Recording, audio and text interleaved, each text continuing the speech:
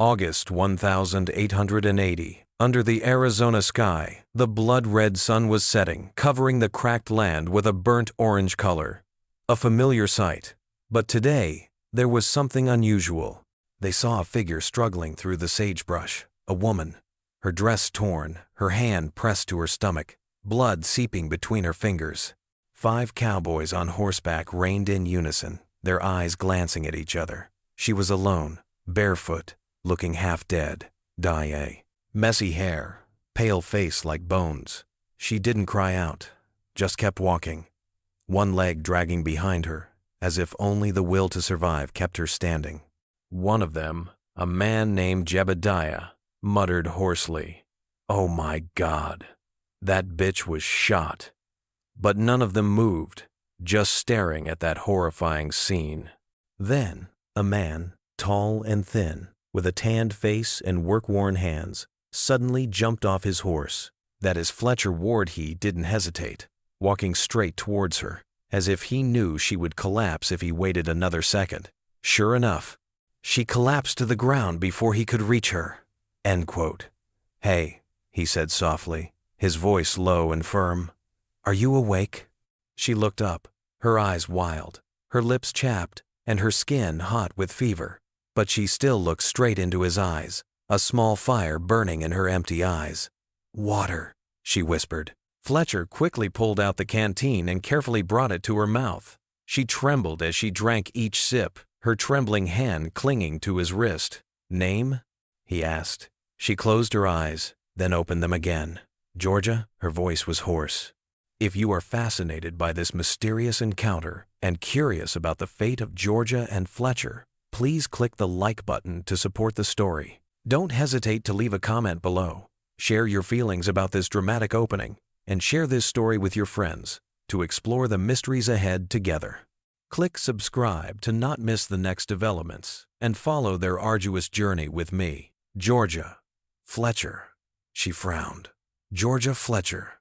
His name, she whispered, and then let out a broken laugh that turned into a sob. No more. Fletcher turned his head to look at the remaining 5 men. No one moved. One of the men turned his horse and headed straight down the path. "Cowards," Fletcher muttered. He turned to look at her. "You've been shot. I need to get you into the shade." She nodded weakly, still holding her wound. Blood had stained the light blue dress. He picked her up. She was so light, her bones were clearly visible through her thin back. She groaned in pain, but did not scream. The sun was still burning as he carried her across the dry creek, toward a grove of dogwood trees where he knew there was water. His horse followed without a bridle. He gently placed her down by the stream, wet a handkerchief, and applied it to her wound. "Who did this?" he asked. 3 men. They took the carriage and left me for dead." Her voice trembled. Fletcher's jaw clenched. He did not ask anything more. She needed rest, not a barrage of questions. He cleaned her wound as best he could. The bullet went through, but the wound was still very bad. He cut off the torn part of the cloth and covered it with wet cloth. End quote.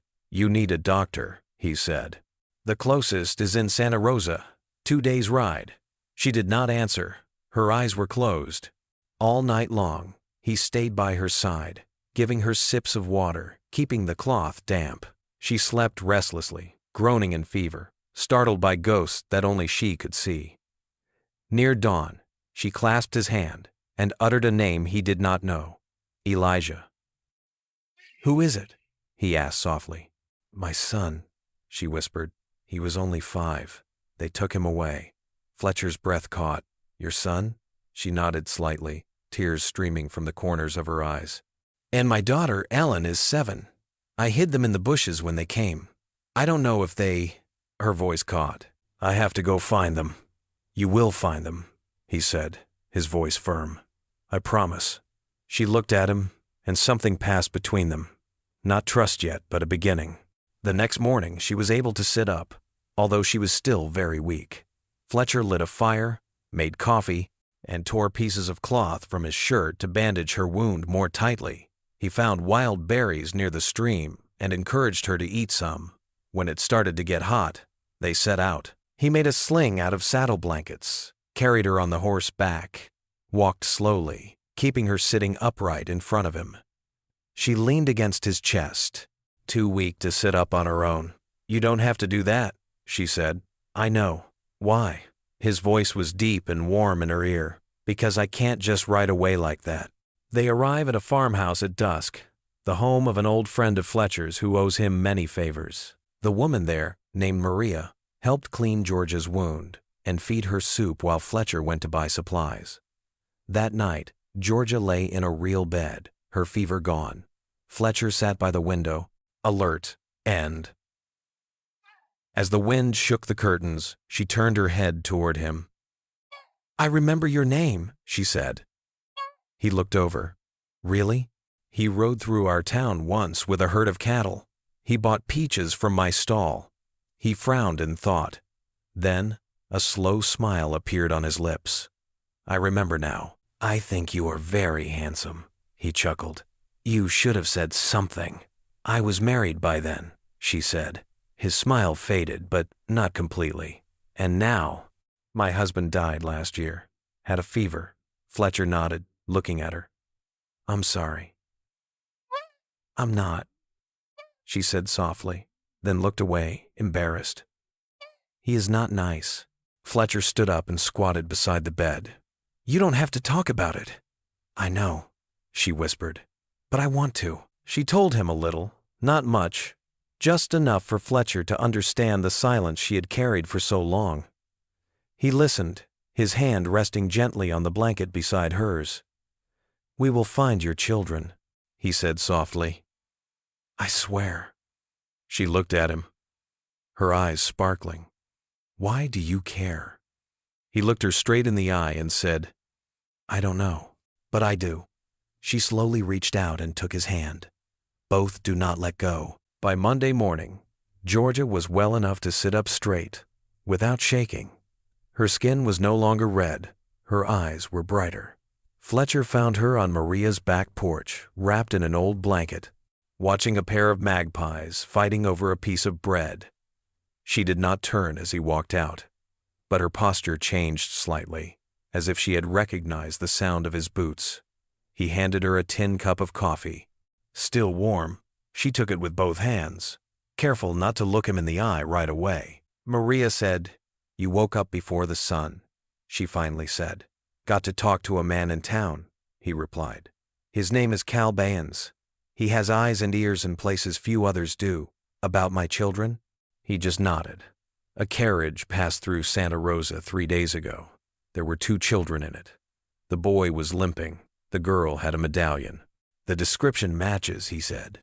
Her fingers clenched the tin cup. "Did he say who had them?" "A guy named Pike Crenshaw. Used to be a horse dealer in Prescott. Got into debt with some bad guys. I heard he's heading east, avoiding the main roads." She took a sip, her eyes looking straight at the horizon. He was not one of those who stole the carriage." "That's right," said Fletcher. "But he could have bought it." A silence stretched between them. "I should have been the one to go after them," she said. "She's not ready." Her eyes narrowed. "I will not be held like a piece of trash, Fletcher." "No one is holding you," he said, his voice low. "But if you try to ride now, the wound will open again. Then you will be of no help to them, or to anyone." She turned away, her jaw clenched. He respected her pride, even when it was against him. He sat down next to her, his elbows on his knees. "I know a man in Winslow," he said. "An old friend works for a courier service. He might have a clue about Crenshaw." She looked at him for a long moment. "Why are you doing this?" "You already asked." "I want a better answer." He didn't look at her when he spoke. "I grew up watching my mother wait for someone who never came back. Every day she would go down the street and stand there, hoping someone would bring news, hoping the wind would carry him home. That's what happens when someone is taken away. You wait, and it eats you up inside." She was silent for a moment, then said softly, "Your father?" He nodded. "He went away one winter to settle a debt. Never came back. No body, no news. Just disappeared." She reached out and put the cup down on the porch. Her hand slid close to his, but did not touch. End quote. I don't expect kindness, she said. Not after what happened. I'm not doing this out of kindness. Then what for? He looked at her, his eyes determined. Because if someone had found my mother that day, bleeding in the dirt and walked away, I would never have forgiven them. The screen door behind them creaked. Maria stepped out, wiping her hands on her apron. "Senor Fletcher," she said. "Your horse is ready. I fed him oatmeal." Fletcher stood up, dusting off his pants. "Thank you."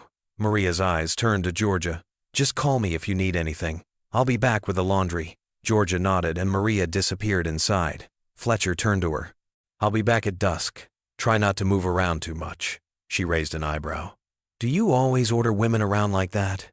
He shrugged slightly. "Only to people who scare me." That brought the slightest smile to her lips. Not a full smile yet, but it was there even as he rode down the road. She watched him until he disappeared. Inside, Maria had prepared a basin of water and a clean shirt. Georgia changed her clothes slowly, wincing at the wound on her side. She did not look at the wound. It's no use.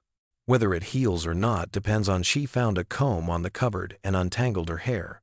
When she finished, she sat by the window, her hands on her lap, her eyes following the path he had walked. In the evening, Fletcher returned, his hat covered with dust, a neatly folded paper in his saddlebag. He got off his horse and went straight to the porch, where she was sitting, waiting. End quote. "They crossed the Verde River 2 days ago," he said, heading for the Malin Rim. "Crenshaw had 2 more people with him." She choked. "And my children, are they still with him?" "Nothing dangerous so far." Georgia stood up slowly, steadily. "Then we will leave tomorrow morning." This time Fletcher didn't argue. He just nodded. "We will need supplies, blankets, ammunition, food, for a week." She stepped down from the porch and faced him. "I can ride a horse." He looked straight into her eyes. "I believe you." And for the first time, something was established between them. Not just a common purpose, but the beginning of something that neither of them had the words to describe. Something that needs no name to be known. They set out before dawn, the sky still gray. Georgia rode Maria's old horse, a steady-footed mare. Fletcher walked beside her, his rifle slung over his back, his saddlebags filled with dried venison, soap, and gray beans that Maria had packed in a flour sack. The road stretches. Vast lawns are cut by basalt rocks and narrow creeks like old scars. They walked without speaking for the rest of the morning. The sound of hooves and the squeak of saddle, leather enough to fill the space between them. Georgia's face was pale in the early light, but her figure was erect, her hands clutching the reins.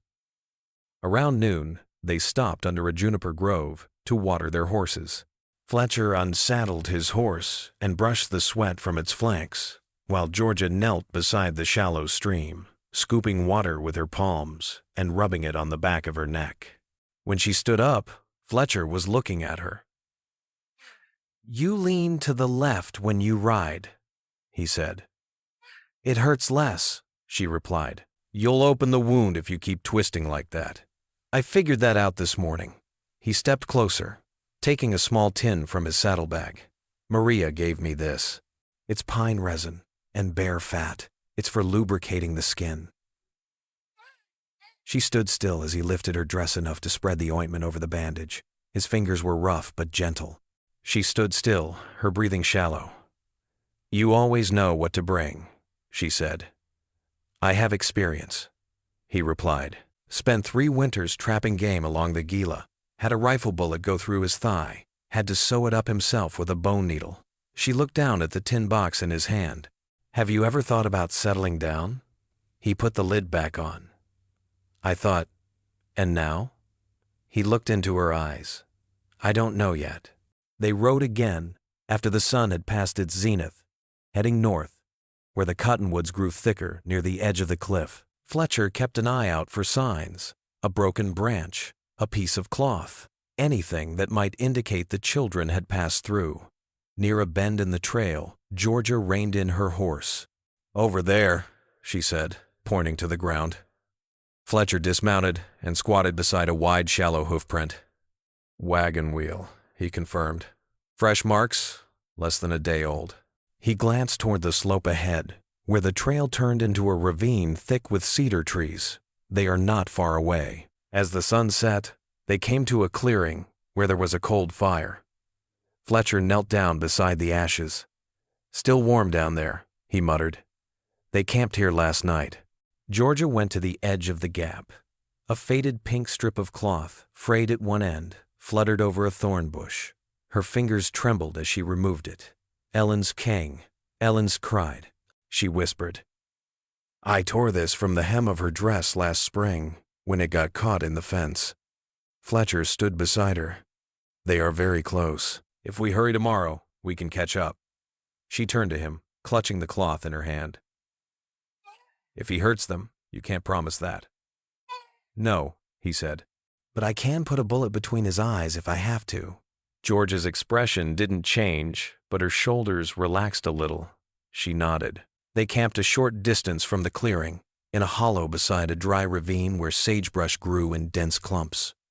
Fletcher picked up dry branches while Georgia lit the fire. When the fire was burning, she sat cross-legged beside it, her arms spread out to warm herself. He cooked beans and biscuits in a small pan, dividing it equally between the two. They ate in silence, the golden light of the fire glowing on her face. Then she spread the blanket near the fire and lay down, one arm under her head. You said you thought about settling down, she said. Fletcher remained seated, his back against a rock. Well, what's changed? He looked up at the stars, scattered like salt on black velvet. I didn't think I'd find anyone to stay. Georgia did not answer immediately. The wind shook the branches above. I lived in a house I didn't want to live in for 9 years, she said. Not because I was loved there, but because I didn't know where else to go. He turned his head towards her. And now? She looked into his eyes. Now I know better than to be. He lay down next to her, not touching, but close enough to feel the warmth from her shoulder. The fire died down, and the air grew colder, but neither of them moved. When she spoke again, her voice was only a whisper. I'll bring them back tomorrow. You will, he said, and then he was silent for a long moment. We'll see. Georgia closed her eyes. Fletcher did not fall asleep immediately, listening to her breathing beside him, steady. He watched the fire until the last embers faded and the sky turned to ink. Then he let himself rest, knowing that morning would come sooner than either of them would like. They made camp under a pale sky, the last embers of the fire buried in the cool earth.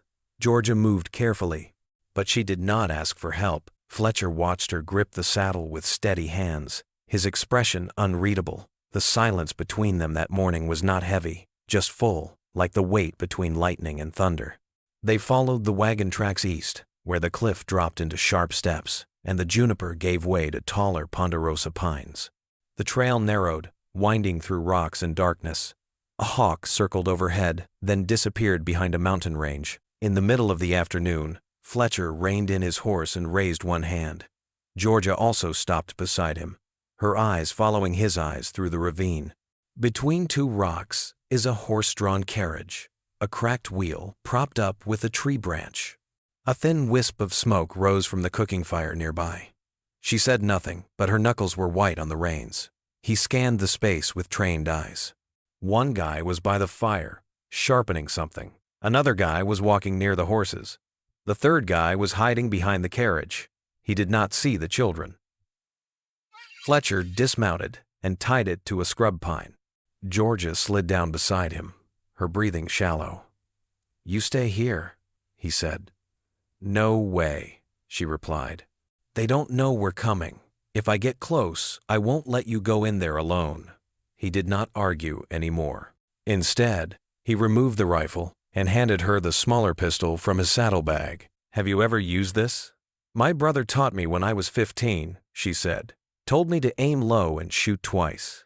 He nodded, then led the way, moving along the edge of the ravine where the bushes grew thickly. They tiptoed downwind, silent, except for the soft crunch of their boots on the pine needles. Fletcher stopped behind a rock ledge, looking down. From this angle, he could see a small tent pitched behind the carriage. Every 3, there was movement inside, a small figure shifting under a blanket. He turned to Georgia. "They are there." She breathed a sigh of relief, but didn't let it show. Her eyes remained sharp. He pointed to the man near the horses. "That's Crenshaw. I'll draw him out. When I give the signal, you go to them." "What signal?" He took a piece of red cloth from his pocket. "I'll tie this to the mesquite tree when everything is clear." She nodded, her jaw clenched. Fletcher circled wide, keeping himself low until he reached the far side of the clearing. He stepped outside, his rifle slung across his back, his hands hanging loosely at his sides. Crenshaw looked up, squinting. "Are you lost?" Fletcher's voice was calm. "Want to trade?" "I hear you have a carriage. Not for sale. I didn't say I'd buy it. I got fresh coffee and bacon. Thought you wanted to talk." Crenshaw eyed him warily. "You alone?" "Basically." The other two men stepped closer, their hands near their waists. Fletcher continued walking slowly, not seeming threatening. He stopped near the fire, letting the heat warm his boots. From the corner of his eye, he saw Georgia passing behind the distant rocks, silent as a breath. Crenshaw took a breath. "You don't smell like a peddler. I don't dress like one. What are you doing here?" Fletcher looked him straight in the eye. "I'm here for the kids." The space becomes quiet. Crenshaw's hands moved quickly, but Fletcher's were quicker. The butt of his rifle hit the man in the temple before the pistol had even left his belt. Crenshaw went down like a sack of grain. The other two charged, but Fletcher ducked and fired a shot, the bullet grazing the taller man's shoulder. The third guy turned and ran and stumbled straight into Georgia, who hit him hard in the face with the butt of her pistol. He fell down. Fletcher stepped past Crenshaw, kicked his pistol aside, and turned toward the tent. Georgia was there, kneeling down, pulling the tarp away. A boy's head popped out, hair disheveled, eyes wide open. Behind, a little girl is hugging a rag doll tightly. "Ellen," Georgia whispered. "Elijah." The little girl blinked once, then burst into tears, her cry breaking the tension in the air. Georgia held them both in her arms, her body trembling as she kissed their hair, cheeks, and hands. Fletcher stood a few paces away, rifle lowered, watching. The boy looked up at him. "Who are you?" Fletcher squatted down beside them. "Just a lucky cowboy who found your mother." Ellen sobbed. "He'll take us back?" Georgia pressed her forehead against her daughter's. "We're not going back, honey. We're going forward." Fletcher then tied Crenshaw and the others to the wagon wheels, leaving supplies close enough for them to reach when they woke up. He and Georgia burned the tent and loaded the horses with whatever they could use. The children sat with their mother, clinging to her waist, their hands never letting go. They camped within sight of the Verde River, where the water was slow and shallow, and the stones along the riverbank were warm in the sun. Georgia sat next to Fletcher as the children slept near the fire, their knees drawn up to their chests. "They miss me," she said. "I fear they will not. They never stopped being yours," he replied. She looked over, her eyes unreadable in the firelight. "I don't know where to go. I can't take them back to where we were. You don't have to do that. I have nothing else." He didn't look away. "You have me." She was silent. He added, "If you want." Georgia didn't move for a long time. Then, without a sound, she leaned over, resting her head on his shoulder. He said nothing, did not move. Just let the silence embrace them.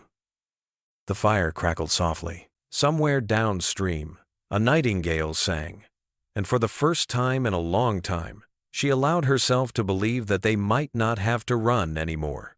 The next morning, a mist hung low over the river, softening the rocks and the dogwoods. Georgia woke first, wrapped in Fletcher's coat, and walked to the riverbank, where her children were squatting, throwing pebbles into the water. Elijah's wound seemed to hurt more after the trip, but he didn't complain. Ellen whispered to her doll and placed it on a flat rock, looking at it as if hoping it would answer. Fletcher sat near the fire, cleaning his horse. Georgia came to him quietly, her boots wet with dew. "Did you sleep well?" he asked, without looking up. "Yes," she said. "Better than I thought." He glanced at her, eyes squinting against the rising light. "They'll need new shoes and coats. Ellen's coat is almost torn." "There's a woman in Pine Hollow," said Georgia. "She used to sew for my sister. Maybe she still has a sewing machine. The town isn't far. Half a day if we take a shortcut through West Ridge." She hesitated. "Fletcher, I don't know if I can show up there." He put down the brush and stood up. "No one has the right to judge you." "They will," she said, crossing her arms. "They will find a widow with 2 children and no land, no name, except the one she never chose. They will remember what I ran from, not what I ran to." He stood up. "Then let them remember. You didn't leave because you were broken. You left because you survived. There's no shame in that." She looked across the river, her hands shaking slightly. "I want them to have a life with walls that don't echo when they speak. They will," he said, "if you let me help build it." The wind blew through the trees, stirring her hair. She stepped closer, her voice soft. "You plan to stay?" "I will stay." Her eyes searched his face. "You will accept us, all of us." His answer was soft. "I already do." That evening they reached Pine Hollow as the sun set behind the low hills. It was a modest town, 2 rows of wooden houses, a blacksmith, and a church bell that had not rung since spring. Georgia led the way to a small house tucked away off the main road, half hidden under a leaning oak tree. An elderly woman opened the door, her hands still covered in flour. "Try vrem." "Martha," Georgia said. The woman blinked. "Oh, a face I never thought I'd see again. I need a job, and my kids need clothes." Martha stepped aside without another word. "Come in, then." Inside, the house smelled of bread and soap. Ellen clung to Georgia's skirt until Martha squatted down and handed her a slice of warm cornbread. Elijah took it with wide eyes, then leaned against Fletcher's leg, wordless trust forming as if it had always belonged there. Martha agreed to let them stay in the back room for a while in exchange for Georgia helping with the mending and baking. It is not charity. It is a silent and common need. Fletcher found work on 2 neighboring farms, mending fences and tending a herd of cattle.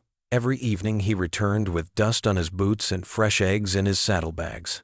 By the 3rd week, Georgia stood behind the counter, her hands steady as she measured out sugar and wrapped beans in brown paper. She did not flinch when the townspeople entered. Some people looked away. Some nodded politely. A few people smiled.